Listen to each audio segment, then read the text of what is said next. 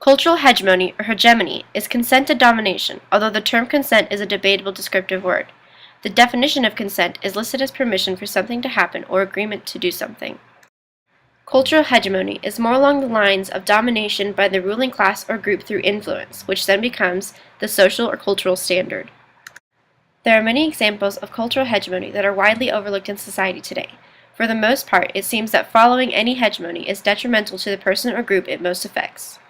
My example of cultural hegemony would have to be my shame and negative emotions associated with having obsessive-compulsive disorder. A lot of the media depicts people with personality disorders or mental illnesses as dangerous or weird or freaks, so a lot of us that are struggling with something like that have to stay silent in order to really be accepted. I avoid a lot of social situations because I know I'll be triggered into having a panic attack, or I'll have to explain why I'm using so much Germ-X or scratching the skin off of my hands or going to the bathroom frequently to wash my hands. And people don't really understand what it's like when your mind is dominated by something that you can't control.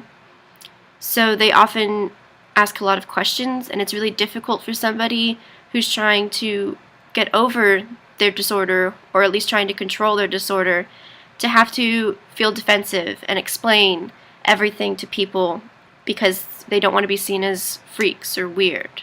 As a second example of cultural hegemony, I asked my roommate to share one of her experiences.